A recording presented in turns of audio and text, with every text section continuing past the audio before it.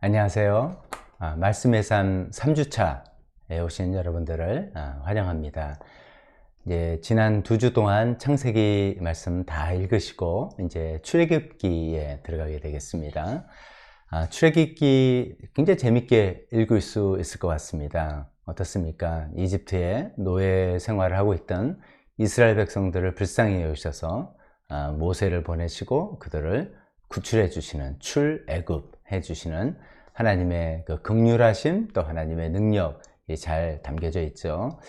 읽으면서 보시면서 아마 이런 생각 드실 겁니다. 하나님의 그 출애굽 계획에 대해서 아무도 이해를 할 수가 없었다는 거죠. 보냄받은 모세도 제다 이해를 못했고, 또 이스라엘 백성도 이해도 못하고 기대도 못한 것이고, 바로는 더더욱 그렇고, 그러나 하나님께서 다 주도하셔서 계획을 세우시고 그것을 이루어 나가신 놀라운 계획, 놀라운 일들이 출애굽기에 담겨져 있습니다. 그 출애굽기에 나온 하나님이 바로 우리 하나님인 것을 생각해 보면 얼마나 마음이 든든한지 모르겠습니다. 그래서 오늘은, 이번 주는 24장까지 또 읽어 보시면 좋겠습니다. 그런 내용과 함께 오늘 설명의 부분은 지난주에 이야기했던 우리 성경과 과학 이런 부분을 조금만 더 말씀을 드리려고 합니다. 제가 이제 이런 말씀을 드리는 이유가 좀 문제의식 이런 거를 좀 생각해 말씀을 드려야 되는데, 제가 지난번에 창조론에도 3가지가 있다. 하나님이 분명히 창조하셨는데 그것을 어떻게 이해하느냐, 이 3가지, 즉각적 창조론, 빛이 있으라 그러니까 즉각적으로 있었게 된 것이죠. 그리고 6일 만에 지금 우리가 보는 모든 세상이 완전히 완성돼서 창조되었다라는 하는 생각이죠. 그 다음에 점진적 창조론도 있고 과학적 창조론도 있다, 이렇게 이제 설명을 드렸는데요. 이게 이제 여러분 어떻습니까? 그 자연사 박물관 그런 데 가면 이제 공룡 이렇게 보면 뼈대도 이렇게 있고요. 그 다음에 고생물, 지금은 멸종된 생물들에 대한 그런 화석이라든지 그림, 그 복원도 이런 것도 있고, 또 제일 이제 좀 마음에 걸리는 거는 인류가 어떻게 이제 진화해 왔나. 그래서 뭐 유인원에서부터 네안데르탈인, 뭐 호모사피엔스 뭐 등등 용어도 생소한 그런 용어를 붙이면서 그 사람들 그림 그려놓은 걸 보면 좀 불편하지 않으셨나요? 이거 뭐 어떻게 이해해야 되나? 이거 완전히 성경하고 다른 건데, 이런 생각에 불편하지 않으셨는지 모르겠습니다. 또 특히 이제 자녀를 키우시는, 본인의 경험도 마찬가지겠고요. 어릴 때 이제 성경을 통해서 하나님께서 6일 만에 천지를 창조하셨다, 인간을 이렇게 지으셨다, 이런 얘기를 듣고 신앙생활 잘 하다가 학교에 입학하면 이제 과학을 배우게 되죠. 과학을 배우게 되면 뭐 전혀 다른 이야기를 하게 됩니다. 지구의 역사는 46억 년이라고 하고 35억 년부터 이 지구에 생명체가 출현해가지고 이렇게 진화 과정을 통해서 발전했다, 이런 얘기를 들으면 마구 이제 혼란이 오게 됩니다. 그래서 이것을 내가 성경을 통해서 알고 믿게 된 내용과 세상에서 과학을 통해서 배운 내용을 이거 어떻게 조화를 시켜야 될지, 이런 거에 대한 고민들이 있을 수 있습니다. 그래서 어떤 분은 이제 이런 경우도 있습니다. 신앙을 잘 지키기 위해서 이제 그 억압을 해버리는 거죠. 이제 과학에 대한 이야기를 듣고 신앙생활과 매치되지 않는 부분들을 그냥 잘 믿어지지는 않지만, 그 이야기를 들으니까 성경은 믿어지지는 않지만 의심을 하면 안 된다, 의심은 죄다, 이런 생각에 그냥 억압을 해버리는 거죠. 억압을 해버리면서 한편으로는 하나님에 대한 어떤 깊은 불신이, 완전한 신뢰가 되지 않는 그런 그런 반응이 나올 수 있습니다. 또 한 가지 반응은 이것도 좀 위험한 건데요, 신앙과 과학을 아예 분리해버리는 것이죠. 그거는 이제 교회 밖에서는, 세상에서는 그런 과학의 영역으로 이야기하는 것이고, 교회 안에서는 또 하나님의 성경 말씀과 하나님의 영역으로 생각해 본다.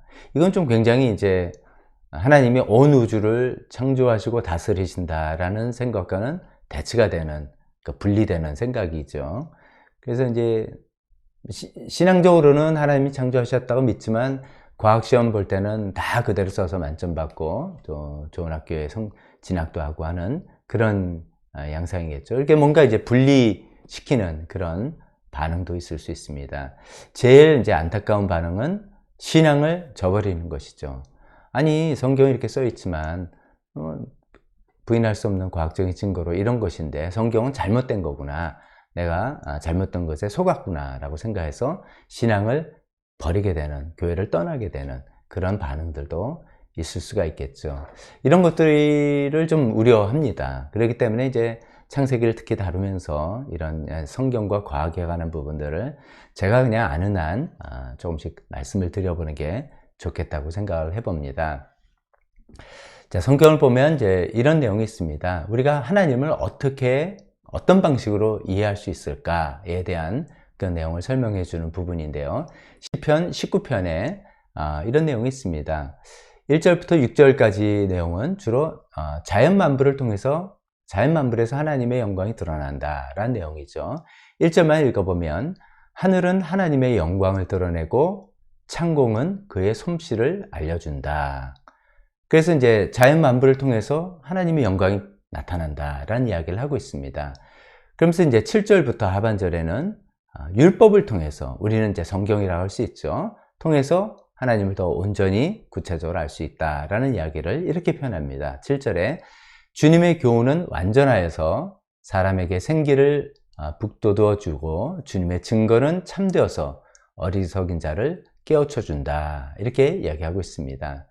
이건 굉장히 좀 중요한 구절이기도 한데요. 우리가 하나님을 어떻게 이해할 수 있는가? 자연 만물을 통해서 우리가 이해할 수 있고, 그 다음에 성경을 통해서 이해할 수 있다. 근데 물론 이제 성경을 통해서도 완전히 이해할 수 있는 것이죠. 특히 이제 구원과 종말과 이런 것은 자연 만물보다는 성경을 통해 드러나는 계시이기 때문이죠. 그러나 이제 중요한 것은 이 자연과 성경 두 가지 방법을 통해서 우리가 하나님을 이해할 수 있다 라고 이야기한다는 것이죠. 그럼 이것을 서로 상호 보완해서 우리가 이해를 해야 되는 것입니다. 그런데 어떻습니까? 요즘 이제 눈부신 과학의 발전, 과학이라고 한다면 천문학서부터 시작해서요, 생물학, 특히 요새는 뭐 분자생물학 뭐 등등, 그 다음에 공학, 이런 것들을 통해서 이제 그런 이제 과학하는 사람들의 이야기가 아까 제가 말씀드린 것처럼 지구의 나이는 46억 년이고, 그 다음에 생명체가 35억 년 전부터 이 지구상에 출현해서 이렇게 진화해서 발전했다, 이렇게 이제 대세가 이렇게 이야기하는 것을 우리는 이제 무시하기가 좀 힘든 것이죠. 그래서 이제 즉각적인 창조론, 딱 말씀이 있는데 6일 동안에 딱 지금 현재 그대로 다 창조됐다는 그런 즉각적인 창조론을 받아들이기가 좀 쉽지 않겠다. 그래서 이런 점진적 창조론, 그러니까 오랜 기간을 통해서 점진적으로 하나님의 그 의도하신 바가 오랜 기간을 통해서 창조되어졌다라고 받아들이거나, 혹은 과학적 창조론, 이것은 이제 진화라는 우리 알려진 방식을 통해서 하나님께서 창조하셨다라고 하는 그런 입장도 우리가 수용해 볼 수 있다라고 말씀드리는 것이죠. 자, 그런데 제가 이런 말씀을 들으시면서 점진적 창조론, 과학적 창조론, 이걸 좀 받아들이기가 좀 어렵다라고 생각하시는 경우가 있을 수 있습니다. 근데 이제 왜 그럴까 생각해 보면 좀 뭔가 두려움이 좀 우리만에 있는 것이죠. 그것은 이제 크게 두 가지 방향에 대한 두려움입니다. 하나는 내가 그렇게 믿는다면 성경을 있는 그대로 내가 믿어야 되는데 성경을 곧이곧대로 믿지 않는 것 아닌가? 그러니까 성경을 믿는 것에, 성경을 잘못 믿지 않는 것이 아닌가에 대한 두려움이 하나가 있을 수 있고요.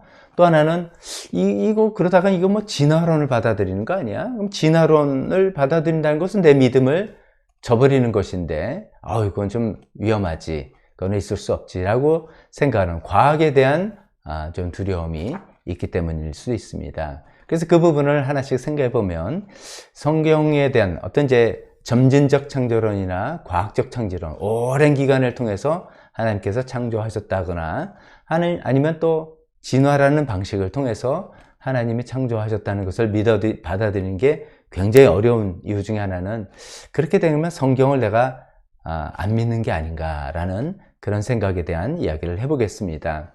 제가 몇 차례 계속 말씀드렸지만 성경을 이제 우리가 문자주의로 받아들여서는 좀 곤란하다 이런 말씀을 드렸죠. 이제 문자주의라는 것은 문자 그대로 읽고 받아들인다는 것이죠. 근데 이제 그렇게 받아들이면 성경을 읽는데 많은 모순을 우리가 발견하게 됩니다. 창세기 1장에서도 예를 들면 셋째 날에 하나님이 식물을 창조하셨다 그랬는데 해와 달은 넷째 날에 창조하셨다. 요즘 우리가 다 압니다.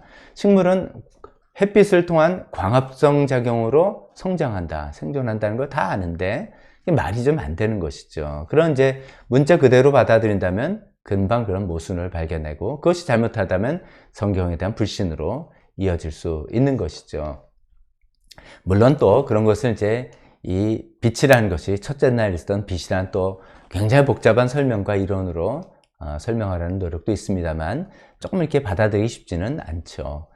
이제 성경을 우리가 읽을 때 제가 이게 고대 문서라고 말씀드렸잖아요. 고대인들의 기록한 문서인데 그 기록을 할 때 고대인들의 생각 방식, 그걸 세계관이라고 합니다. 세계를 어떻게 이해하고 있는가 이것을 반영하는 기록입니다. 근데 고대인들은 이제 이 세상을 지금 우리는 이제 지구가 어떻게 생겼는지 되게 뭐 다 알지 않습니까? 그렇게 있는데 고대인들은 이 세상을 어떻게 이해했는가 그걸 어떤 분이 그림을 그렸는데 이렇게 그림을 그렸습니다. 고대인들은 세상이 이렇게 구성이 됐다고 생각합니다. 평평하다고 생각했고요. 지금처럼 원이라고 그런 원이라고 공처럼 그런 원이라고 생각을 못했고요.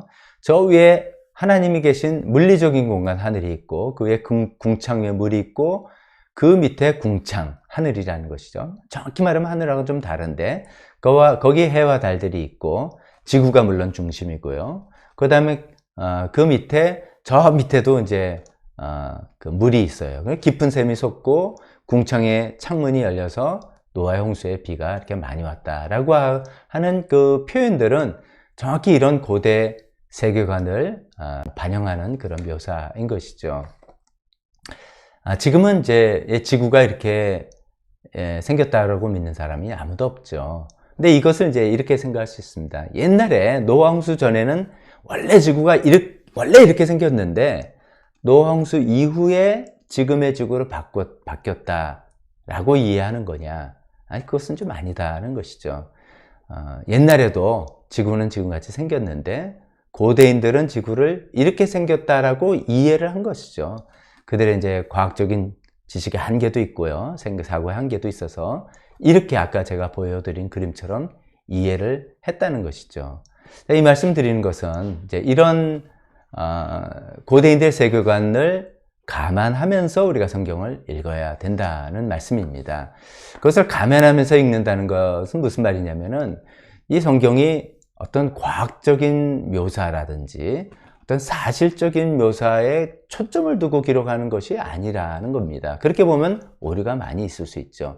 그런 것이 아니라 그런 묘사를 통해서 전달하고자 하는 그 메시지가 뭔지, 그들이 전달은 하나님은 어떤 분이시고 하나님이 인간에 대한 어떤 생각을 갖고 계시고 하는 그런 메시지가 뭔지를 파악하는데 초점을 맞춰야 되겠다 하는 것이죠. 그래서 이렇게 생각해 본다면 성경에 대한 내가 성경을 곧이곧대로 믿는 것이 아닌가, 성경을 안 믿는 거 아닌가 이런 두려움을 우리가 벗어날 수가 있을 거라고 생각합니다. 또 하나 이제 과학에 대한 이해도 우리가 또 이렇게 생각해 볼 수가 있습니다. 진화론 이야기를 하면은 우리가 진화론에 대해서 어쩌면은 저 자신도 좀 그랬고요. 진화론에 대해서 굉장히 좀 오해가 많았다 이렇게 생각을 해봅니다. 예를 들면 이럽니다. 진화론 이렇게 하면 야 그게 사실이야? 그렇다면 지금 동물원에 있는 침팬지는 왜 사람이 안 되니? 이런 얘기를 하는데 이거는 이제 진화론에 대한 우리가 좀 이해가 충분치 않은 것이죠. 진화론의 이야기가 침팬지에서 사람으로 진화했다는 그런 주장이 절대로 아니죠. 침팬지와 사람이 어떤 공통조상이 있다라는 것이고 많은 공통조상에서 생명의 나무라고 표현되는 그 분화돼서 이제 발전해 된 것이지 침팬지 다음에 사람이 최고 정점 이런 이야기는 아닌 것이죠. 그래서 이제 그렇게 생각하면 진화론에 대한 오해도 됐고요. 또 진화론을 반박하기 위해서 그 중간 화석이 없잖아 라고 이야기합니다. 근데 시조새 화석도 이제 이게 위조다라고 생각하는데, 더 후대에 계속 발견되는 거 보면 그렇지 않은 것 같습니다. 중간 화석이라는 그런 화석도 많이 발견되고 있죠. 제가 이제 이런 걸 준비하면서 또 알게 된 것 중에 하나는, 우린 우연히 단세포에서 다세포가 되고, 우연히 뭐 바다에 살고 있다가 땅으로 올랐고, 우연히 이런 것에 대한 굉장히 거부감을 갖고 있습니다. 마치 우리가 뭐 우연히 길에서 만났다 이렇게 생각하는 거죠. 아니, 그러면 세상이 우연히 이렇게 존재했단 말인가? 이런 생각이 드는데, 과학적인 용어에서 우연이라는 것은 우리가 일상 용어로 쓰는 우연과는 좀 차이가 있더군요. 과학에서 우연이라고 한다는 것은 그 원인을 정확히 모른다. 원인을 정확히 모르지만 이렇게 됐다는 것을 그 우연이라고 표현한다는 것을 알게 됐을 때, 제가 하여튼 진화론에 대한 설명도 이해가 충분하지 못했구나, 이런 생각을 해보게 됩니다. 그러면서 제가 지난번에 이제 여러분들께 동영상 이제 추천해 드렸는데, 그 중에 이 진화에 대한 용어 정리를 해준 부분이 있는데, 그것이 좀 도움이 될까 싶어서 다시 한번 소개를 해봅니다. 우리는 진화에 대한 그 알레르기 반응이 있습니다. 예수님 믿는 사람은, 성경을 믿는 사람, 진화하면 그건 반성경적이고 무신론적인 입장이야 라고 아예 처음부터 알레르기 반응을 갖고 있는데, 용어 정리를 이렇게 보면 조금 우리가 생각을 달리할 수 있다는 것이죠. 어떤 말씀이냐면, 진화라는 용어가 있고, 진화론이라는 설명 체계가 있고, 진화주의라는 어떤 과학주의, 과학적 철학, 세계관, 이런 것이 있는데, 이것을 좀 구분해서 우리가 생각해 볼 수가 있다는 것이죠. 첫째, 진화라는 그 용어는 오랜 시간에 따라서 어떤 변화, 그것도 의미 있는 어떤 변화가 일어났다는 것을 표현하는 그런 용어입니다. 우리가 지금은 모르지만 저 밤하늘의 별도 진화하는 거죠. 별이 초기에 생성이 됐다가 거기에 따라서 크기와 온도가 달라지고, 결국은 뭐 백색 외성, 굉장히 전문 용어죠. 저도 모릅니다. 초신성, 그래서 일생이 마감되는 별의 진화, 이렇게 표현하기도 하고요. 생물의 진화, 이런 건 이제 많이 우리가 접해본 용어죠. 세대에 따라서 유전자의 총량이 점점 많아지고, 그러다가 종이 분화되기도 한다. 뭐 이런 것들이죠. 이런 시간에 따른 변화를 뜻하는 이 진화는 어쩌면 자연현상입니다. 우주에 일어나고 생물에게 일어나는 자연현상이고, 이것은 다양한 데이터를 통해서 직간접적으로 관측되는 과학의 탐구 대상이다. 뭐 이렇게 설명하고 있습니다. 이것은 이제 무엇에 관한 그런 이야기라고 볼 수 있죠. 근데 두 번째는 진화 이론, 이렇게 생각한다면, 이런 진화, 이런 발전, 변화가 어떻게 발생하느냐를 설명하려는 하나의 체계입니다. 설명하라는 체계, 이거죠. 이 인과관계를 생각해보고, 이래서 이렇게 되는 것인가 라고 설명하려는 이론적인 체계인 것이죠. 아까 말씀드린 것처럼 별의 진화 이론이 있을 수 있고요, 우주의 진화 이론이 있을 수 있고, 생물의 진화 이론이 있을 수도 있는 것이죠. 이제 이것은 이론이기 때문에 잘못된 이론으로 판명되는 경우도 있습니다. 우리 옛날에 생물 시간에 라마르크의 용불용설 많이 썼던 것들이 발전돼서 그것이 유전이 됐다. 뭐 이런 것들은 이제 틀린 이론이라고 다 판명이 됐습니다. 그래서 여러 이론들이 나올 수가 있습니다. 다양한 해석도 가능한 것이죠. 이것을 다 진화 이론이라고 하는 것이고, 이것은 이제 전문 과학자들의 영역이죠. 전문적으로 탐구를 해서 우주 관측을 하든지 아니면 생물 연구를 해서 거기에 따라 이론을 자꾸만 설명을 해보려는 과학자들의 영역이죠. 이런 것들은 우리가 좀 이제 과학자들한테 맡겨둬야 될 부분인 것 같습니다. 과학을 잘 모르는 우리가 이것이 맞다 틀리다 뭐 이렇게 하기는 좀 어불성설, 말이 안 되는 그런 이야기 같죠. 근데 세 번째, 우리가 조심해야 될 것은 사실 이겁니다. 우리가 이제 진화론 하면 거부감을 갖는 것은 사실 이겁니다. 이건 진화주의죠.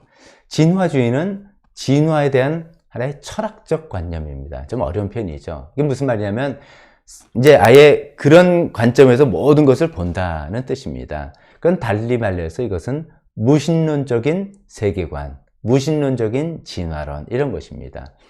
진화라는 현상을 관찰해보고 또 진화 이론을 이렇게 좀 대입시켜 설명해 보니까 설명이 잘 되네 이렇게 생각하니까 신은 존재하지 않는 거, 이거는 그냥 이렇게 되는 것이야 라고 생각하는, 신이 필요 없다고 생각하는 그런 믿음, 이런 것을 진화주의라고 표현할 수 있습니다.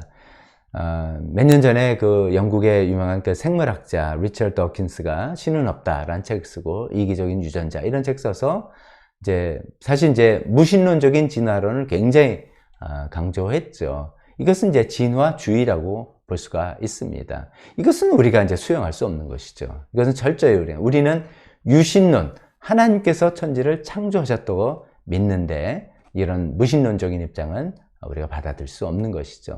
근데 진화와 진화론과 진화주의를 우리가 좀 용어로 구분하게 생각한다면 진화란 방식으로 하나님께서 하실 수도 있겠다 라고 해서 진화 이론은 끊임없이 이런 이론이 나왔다가 이건 좀 설명이 부족해, 그럼 또 다른 이론이 나올 수도 있다는 것도 우리가 수용할 수 있지 않을까. 그러나 진화주의는 우리는 그것은 동의할 수 없는 것이고, 왜냐하면 온 우주와 생명은 하나님께서 창조하셨기 때문이죠. 이런 관점에서 본다면 사실 우리 한국교회는 굉장히 보수적인 교회입니다. 그렇기 때문에 이런 부분을 거론하는 것도 사실은 저는 조심스럽습니다. 하지만 우리가 시야를 넓혀서 훌륭한 신학자들을 보면은 이런 진화론을 수용하면서도 정말 훌륭한 신학을 우리에게 소개해주는 많은 학자들이 있음을 우리는 알고 있습니다. 얼마 전에 작고하시는 존 스토트 분 같은 그런 분 중에 하나고, 그런 걸 생각한다면 우리도 이런 과학적인 설명을 수용하면서 성경을 정말로 하나님의 말씀과 진리로 믿으면서도 얼마든지 우리가 성경대로 살아갈 수 있는 우리 신앙생활을 할 수 있겠다라고 저는 생각을 합니다. 이것은 마지막으로 이런 말씀을 드립니다. 아무리 과학이 발전하여도 종교의 영역을 대체할 수는 없다라고 생각합니다. 왜냐하면 과학과 종교의 영역은 그 목적이 다르기 때문이죠. 과학은 어떻게를 설명하는 학문입니다. 어떻게 해서 이런 변화가 있는지 관찰을 하고 그것을 이론적으로 설명하려고 애를 쓰고, 그것 때문에 실험도 하고 하는 것이죠. 그러면서 현대과학은 놀라울 정도로 발전돼서 많은 부분들을 설명해 주고 있습니다. 하지만 이 과학이 설명하지 못하는 것은 왜입니다. 왜 이것이 애초부터 존재했는가? 왜 물질이 존재했고, 왜 생명이 존재했고, 무엇을 향해서 가고 있는지, 이런 것들은 설명해내지 못하는 것이죠. 설명해서는 안 되는 겁니다. 그것은 과학의 영역이고, 이것은 종교와 신앙의 영역이죠. 만약에 과학이 이것을 왜를 자꾸만 설명하려고 한다면 그게 위험한 것이죠. 그게 아까 말씀드린 진화주의, 과학 철학 이렇게 되는 것이라서 조심해야 되는 것이고, 이것은 종교의 영역이고 신앙의 영역입니다. 우리는 성경을 통해서 이 왜를 알아낼 수 있는 것입니다. 창세기가 그런 의미가 담겨져 있는 것이죠. 하나님께서 천지를 창조하셨는지, 왜 창조하셨는지를 우리는 알 수 있는 것이죠. 하나님께서 온 우주를 지으시고 사람을 하나님의 형상으로 지어서 이 우주 만물을 대리로 관리하라고 맡겨주시고 우리한테 그런 목적을 주셨다는 것을 우리는 성경을 통해서 알 수 있게 되는 것입니다. how는 성경을 통해서 좀 부족한다 할지라도 why, 이것을 설명해 주는 부분이 성경이다 생각할 때 우리 성경을 통해서 하나님의 뜻과 하나님 계획을 충분히 이해하고 그 하나님 뜻대로 살아나갈 수 있는 우리 모두가 되었으면 좋겠습니다. 자, 오늘 또 이렇게 좀 딱딱한 이야기했지만 이제 마지막입니다. 끝입니다. 더 이상은 이런 주제 이야기하지 않고 다음부터 또 재밌는 이야기 하도록 하겠습니다. 자, 기도함으로써 오늘 강의 마치겠습니다. 기도하겠습니다. 하나님, 천지를 창조하신 하나님, 하나님 뜻대로 모든 이 세상을 운행하고 주관하시는 하나님, 인간을 만드시고 인간을 통해서 하나님 뜻을 펼치기를 원하시는 하나님, 그 하나님을 믿고 감사하며 찬양합니다. 하나님, 성경을 통해서 그 하나님의 목적과 계획을 발견하고 그 하나님 뜻대로 잘 살아나갈 수 있는 저희가 되기를 원하며 모든 말씀을 예수님의 이름으로 기도했습니다. 아멘. 자, 이번 한 주도 성경 말씀과 함께 잘 지내길 바라시고, 제가 순서를 빠뜨렸군요. 3주차 과제 요약인데 이건 뭐 설명드리지 않고 출애굽기 1장 21장에서 24장까지 읽으시고 시편 84편에서 89편까지 읽어 주시면 좋겠습니다. 자, 안녕히 계세요.